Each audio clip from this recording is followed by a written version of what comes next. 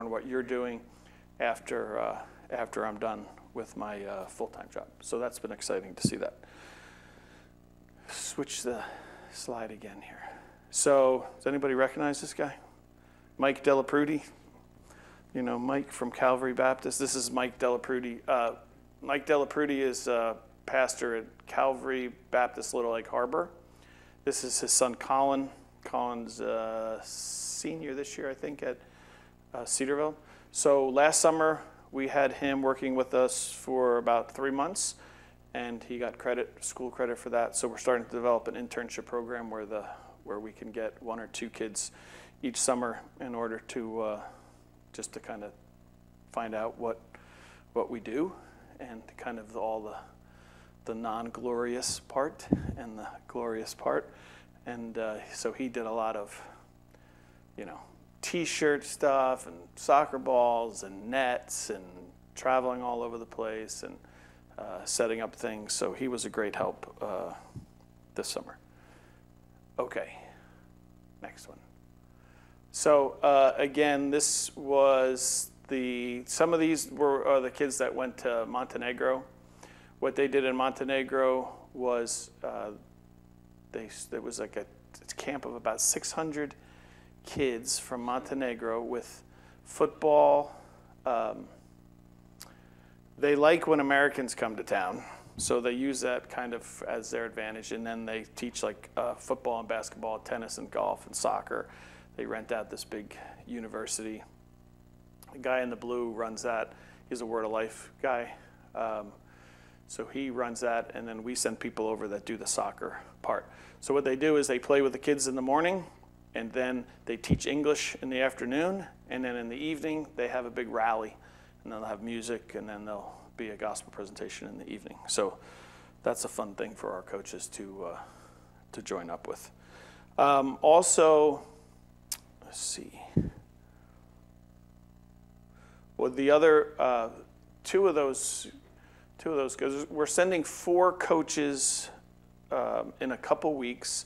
We're sending 4 coaches out to our headquarters for Athletes in Action is in Xenia, Ohio, middle of nowhere. Does anybody know where Xenia, Ohio is? Do you? It's by Cedarville College. I think they're famous for like a tornado that blew through there back in 50s or something like that. 70s, was it? Okay. That's where our headquarters is. But they, again, the theme of multiplication and equipping is that we know that I'm not always going to be doing this. So the more people that I can get to understand this process of using sport and the gospel, the better. So we are sending 4 out there, paying for their whole week out there at a conference, and it's called the Principles Conference. And what Athletes in Action will teach them is basically they'll actually teach them how to speak about the gospel and sport principles. So one might be an audience of one. You've probably heard, maybe you've heard of that, audience of one, when you'll hear players and they'll say, I play for an audience of one. What they're communicating is that they want to play for God's glory, and they want to communicate that that's the most important. Now, we see that today all the time in sport. Doesn't mean anytime anybody points up that they're a believer, but it has been it's been cool to see a lot more Christian athletes and their testimonies coming off on the public platform. But what we do with these coaches, they go out and they learn all the principles that Athletes in Action teaches. Some would be how they have a name for each one, but one is like if say you get hurt and you're no longer able to play, and then their identity, they have, athletes have an identity, like I was always the athlete and now I'm hurt and I can no longer play. But they teach about like your true identity as a child of God, and that's the most important.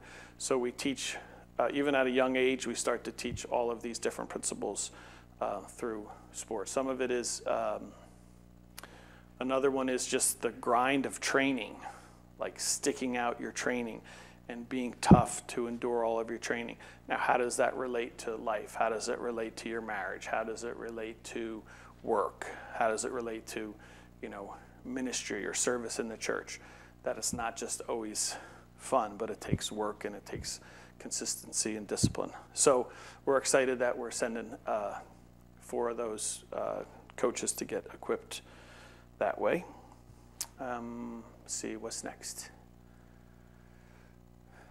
So I just was in Chicago. I just got home on Friday. I was in Chicago for 4 days. This picture here are all the chaplains that work with the men's and the women's pro teams within soccer in the U.S. So we meet in Chicago 4 days. We have different speakers that talk to us. Again, it's about the equipping. A lot of these people here are not full-time missionaries. They have another job in their chaplain. Some of them are pastors. Some of them work with Fellowship of Christian Athletes. But these are all of the kind of the people that work in the soccer world. And we get together because we need to, as athletes transfer to different teams, there's also a lot of networking that happens with coaches. We have some of the MLS, the pro coaches come and talk to us, what they need from chaplains. And then we also have to go through some of the hard issues that we're facing are just how to address some of the social changes that are coming within in the sports world. So how do you handle the LGBT, I don't even remember all of the T's and the Q's and the B's, but so how do we address that? And we need to all be on the same page on how we handle that.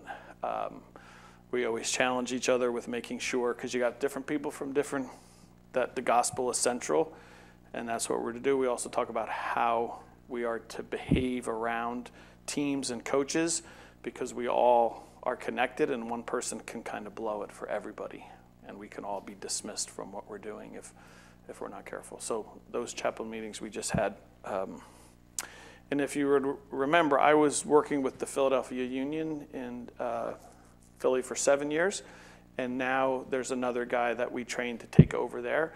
So that's great, because that's an hour and a half for me to drive down to Philly. I would meet with the guys for about a half an hour, and then I would drive home an hour and a half. Now, not that I don't want to meet with them for a half an hour, but 3 hours of driving is not, it's hard. It's not cost efficient. So we found a guy down there, great guy, 10 minutes from their stadium, and he gets to meet with them, at least a couple times a week. And again, one of the reasons that we do that is just with the pressure with the athletes. A lot of them don't get involved with the church, so we do Bible studies with them and then help them get involved with the church. And then they have a special platform to speak to people, and they get a lot of people to listen to them. And they're also the ones that come to our camps. So we want to make sure that they're doing well and that they're walking with the Lord. Those are the Christian ones that we work with. And then, of course, we're reaching out to the ones that don't know the Lord. What else do I have here? Anything? So the one on the right, we have some youth group. This is a youth group from Montana that came to help us for a few days. Picture on the left is just one of the teenagers that's actually in Pennsylvania. You remember the Britons? Did the Britons? Yeah. Okay, so this is Jesse. That's Jesse right there. So we're working with their church in Pennsylvania. So Jeff and Ruth called us, said, "Can you come help our church in Pennsylvania?" They did a great job. That's their son. He's getting really tall now. Great soccer player. Tall, thin. He was he's I think a sophomore. He's a very good player. He's a great boy. He really did a good job coaching. So we work with Carissa is turning 19. She's next to her. She goes to Lancaster Bible College. And then Kenny is in the flannel. He's turning 22. He goes to Lancaster Bible College. And then the good-looking guy next to him is married to the better-looking lady on the left. Stephanie, she'll be here just a little bit with Caleb. But then the one next to my wife is Ketty, and she is turning, wait a second, she's turning 18. So did I tell you Carissa was 20 or whatever it was? Kenny's 22. The one next to her is turning 20. One is for her senior year of high school. She went to this international exchange program. She's in Minnesota at this international school. She's freezing with like 15 below degrees. So the word that always comes, we're God is just very thankful. You know, we definitely have the ups and downs of family life, but we are very thankful. It was nice to have them home for a while for Christmas, and now everybody's back. I wanted to share, when you hear the word SWOT, when it comes to like business or something, anybody know what SWOT stands for? Strengths, weaknesses, opportunities, threats. Like a lot of people use that when they go look at an organization. So I think from what I shared, you'll see some of the strengths and the opportunities that we're doing. But I wanted to share some of the weaknesses so that you can know how to pray for us and just kind of a little bit of the real life that's going on. So administratively, we have an administrative assistant. She's great, but there's a lot of administrative work, and I'm not great administratively. So a lot of what we do and the expansion of what we need to do is all kind of detail administrative work, and that's a struggle for my brain. I'm the bigger picture guy. I like to be with people and equip people and talk to coaches and all that kind of stuff, very relational. So all of the details are hard for us. So my wife does a lot of details, and Ina, our administrative assistant, does a lot of the details. So just pray that they're patient with me as I don't know how to do details and I need more and more help with that. So that's an area of weakness for us, is just getting that. Another one would be, so Athletes in Action, we work with Athletes in Action. They're glad to have us, but we are kind of, we're a new, in a sense, a new feature of what they do. They are very good at pro ministry, very good at college ministry, very good at international missions trips. They're not very good at camp because they don't do camp that much. So we are creating, in a sense, our own map. So I didn't know that when I came in, so I was expecting, I shared the ideas with what I thought would be great. They agreed. We came on staff. I started to meet with some of like my bosses and quickly realized like they're really good at other things. Nobody's really doing camp. They're expecting us to develop this, and that's great because I like to create, but at the same time it gets a little frustrating because generally what they're doing for us is they're kind of like, you're doing great, right? But they haven't done it before. So that's a little frustrating at times because I want somebody that's been doing it for 10 years to kind of show me the next step, and they're just asking us to create it, which is good because I'm a creator, but that's a little bit of a threat and a weakness, is that we're in an organization that is not their specialty. So we get supported by them, but they're also asking us to kind of develop it. And it's been good because after 8 years now, we have people that are following with what we're doing, and they're starting to do camps. But at times, I would just rather step into the next step because they know what the next step should be. And sometimes that's not that way. And at times, that can create for us a loneliness. So when we go to these big conferences with Athletes in Action, they'll have like a pro division and a college division and a missions trip division. And we kind of jump on board really with the pro division because we use the pros at our camp. But we don't have as much of the fellowship with a group of 50 people that are specializing in the same thing. So we're a little bit alone at times, which I would say affects my wife more than me because she can because I'm the creator and I'm running everything, and she's kind of coming along, and there's not another group of like wives and different people that are used to what we're doing. So at times we can get a little bit alone. And finally, another one would be, as you've heard, like I like to create and start things. It's really hard for me to bring them to completion to where I would say that they're finished and that they can run without me. I would personally rather go start something else because that's how my brain works. But I believe that even in this, there's other opportunities that we could do. And until it gets to the point of where it can survive without us and it can multiply, in a sense, without us, I have to stay and get it done and not shift to the next thing that I want to create. So that's just kind of being real honest and open with who we are and some of the weaknesses that we have and things you can pray for. But overall, very pleased and thankful for what God's doing and excited to be involved with the ministry. Questions? Heard the bell. You can go to your next class. Nice. Is that happening now? Coffee? Yeah. Good. I'll make the question quick then. No. It's okay.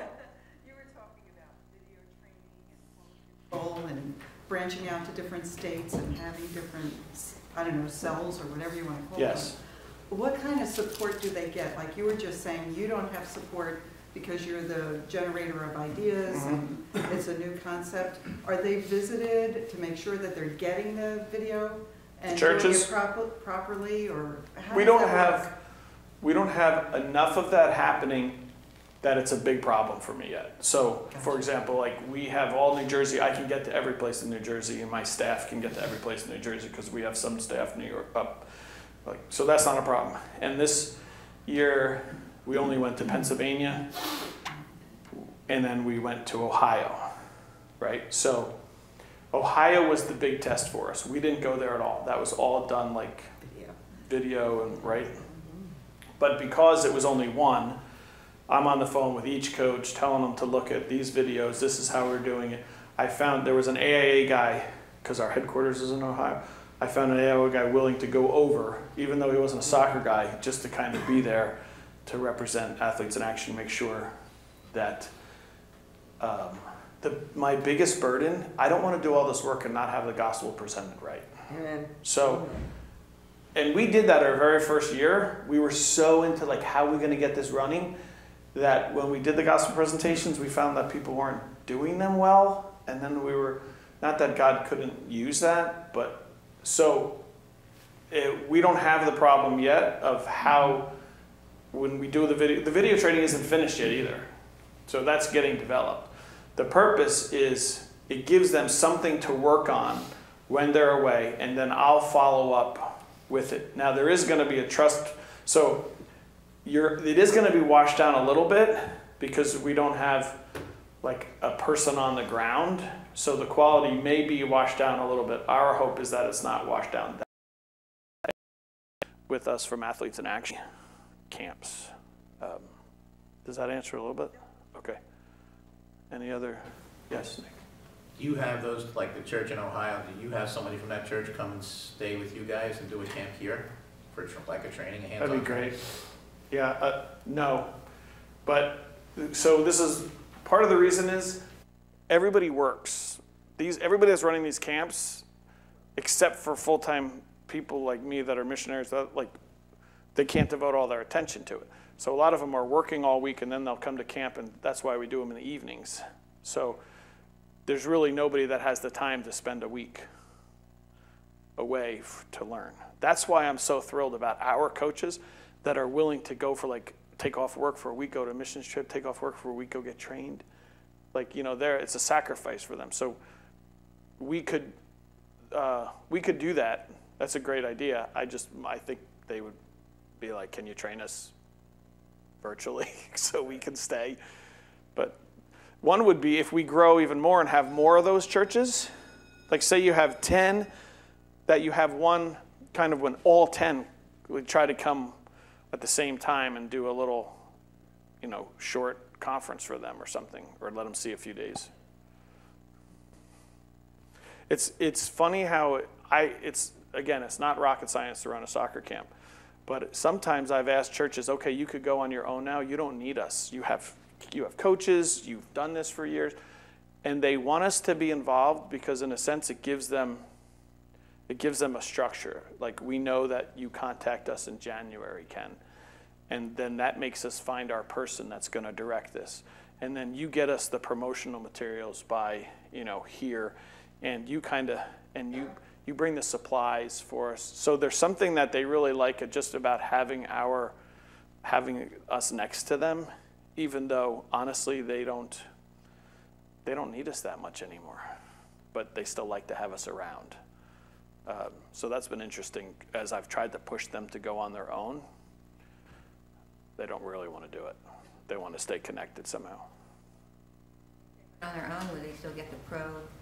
Yeah, you know, the pro is not always guaranteed anymore either because their schedules and where they live and stuff like that. But they wouldn't get as much, so that's part of the reason too. They wouldn't get,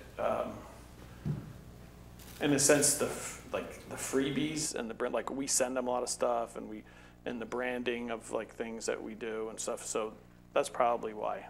It's probably better that they stay connected. But at times I want them to multiply, and we need in order to multiply, we can't be everywhere, right? So one cool story is the Faith Evangelical Free, Pastor Steve Carlson. Oh, he moved. Do you remember Steve? But Freehold Church, we had a camp with them for like 3 years. It's a Spanish and English church. They have an English pastor and a Spanish pastor. It was mainly Spanish kids that came Freehold Borough area. They did the camp, and then they started a soccer ministry where they have 100 kids that come out every week to play soccer. And then but the problem that they're having is that nobody's caring about like the devotional part anymore, and he's wondering what it's producing. Like it just seems to be soccer, and there's no production of any kind of Christian maturity, right? So, anything else? Coffee time? All right, good. Hi. Thank you, Ken. Yeah, you're welcome.